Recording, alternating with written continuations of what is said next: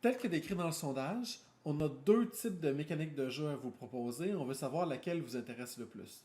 La première est plus simple. Elle est basée sur la médiation, alors que la deuxième ressemble plus au système de White Wolf, pour ceux qui connaissent. Donc, je vais vous présenter les deux mécaniques de jeu, comment elles fonctionnent, et vous voterez pour ce que vous voulez dans le post Facebook.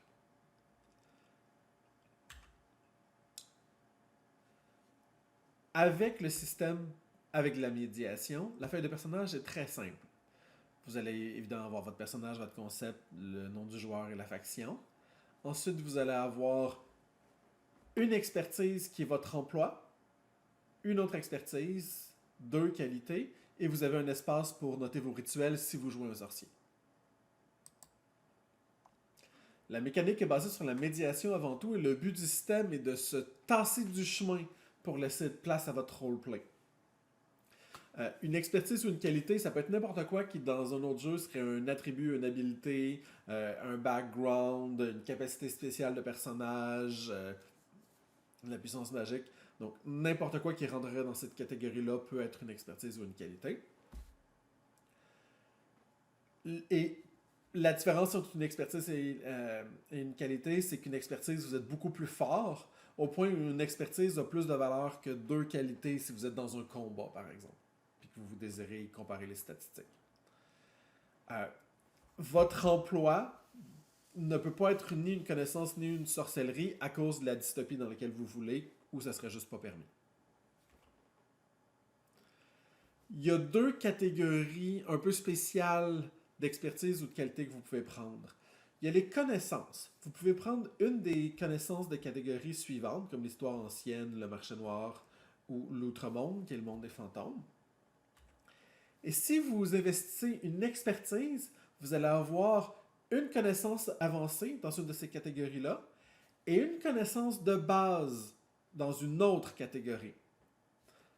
Alors que si vous mettez une qualité dans la connaissance, ça va seulement vous donner une connaissance de base.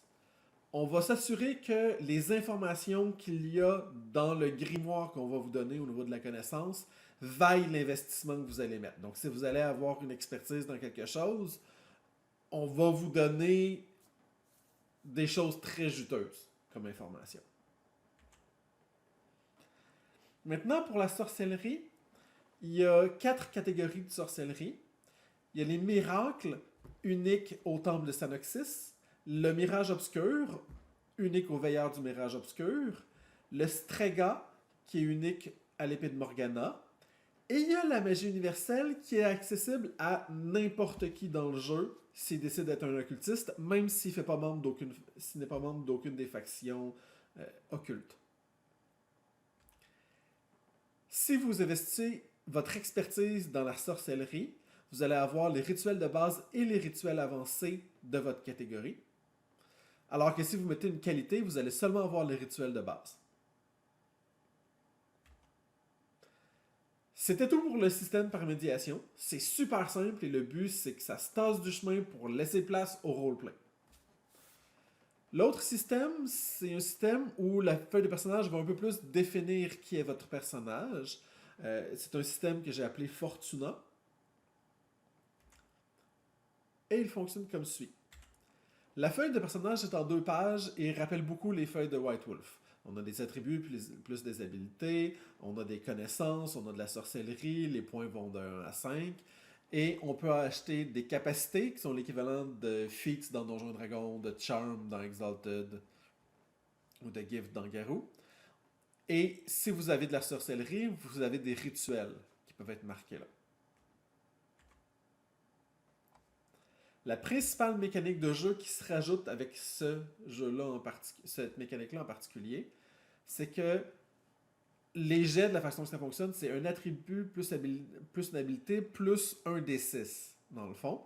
Ce qui fait que quelqu'un qui a 5-5 qui se bat contre quelqu'un qui a 1-1, la personne qui a 5-5 va toujours gagner parce que l'habilité devient plus importante que le hasard à un certain point.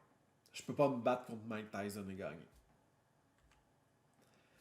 Si vous faites un challenge statique contre un storyteller, c'est le compteur qui va décider de la difficulté. Alors que si un challenge opposé, c'est le défenseur qui gagne les égalités. Ou, mettons, s'il y a un combat que les deux personnes essaient de se frapper, ben, il n'y a personne qui réussit à se faire de dommages. Pour des raisons qui vont être expliquées par la suite, les dés sont remplacés par des cartes de 1 à 6, donc on pige une carte de 1 à 6 au lieu de tirer un D6, ce qui mécaniquement revient au même.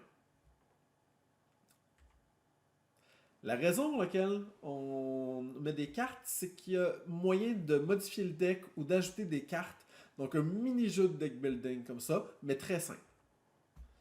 Le principal moyen de modifier le deck, c'est d'acheter des capacités qui remplacent une de vos cartes d'un à 6 par une carte qui a un petit bonus dessus. L'autre moyen de booster votre deck, c'est de recevoir une bénédiction ou, à l'inverse, une malédiction. Une bénédiction va vous ajouter des bonnes cartes, alors qu'une malédiction va vous ajouter des mauvaises cartes qui empoisonnent votre deck, dans le fond, qui vous rendent malchanceux. Un personnage ne peut pas se bénir lui-même, ni maudire plusieurs fois la même cible avec plusieurs malédictions différentes. Les cartes, si on prend ce système-là, on va les imprimer professionnellement. Puis ça ressemblerait à ça. Donc, tout le monde a les cartes 1, 2, 3, 4, 5, 6. C'est par défaut. Maintenant, pour n'importe quelle habilité, c'est toujours les mêmes cartes, même 4 capacités qu'on peut acheter pour modifier les cartes. Si on prend l'expertise, on prend cette carte-là à 3. Ah, ça ne marche pas, ça.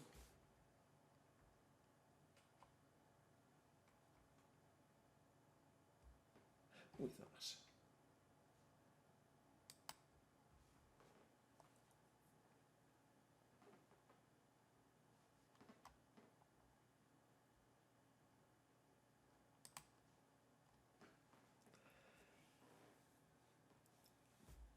Pour chacune des habiletés, il y a 4 cartes qu'on peut acheter avec une capacité pour gagner un avantage dans ces jets, mais seulement avec cette habileté-là.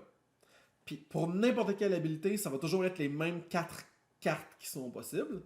Donc, l'expertise, ça prend un 3, puis ça le remplace par un 3, mais qui vaut 6 dans l'habileté en question.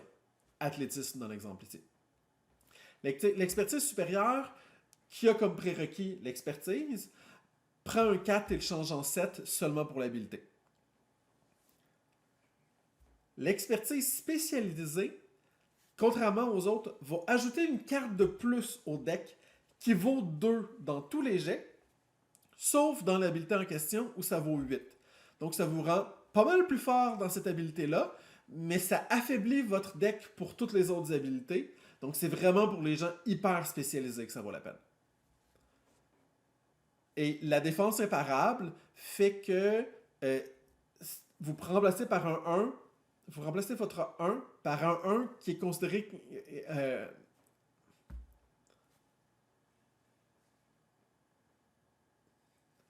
la quatrième carte est la défense imparable.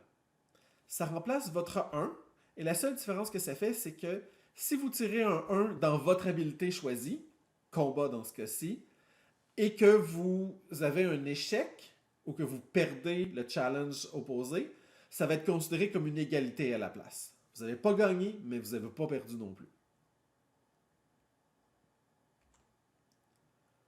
J'ai parlé des bénédictions tantôt. Ben, une bénédiction mineure va rajouter un 5, une bénédiction supérieure va rajouter un 7, ce qui est très fort, et une protection va ajouter une carte de 3, donc qui n'est pas super bonne, mais qui en défense vaut 9, qui est extrêmement résistant, c'est la carte la plus élevée du jeu.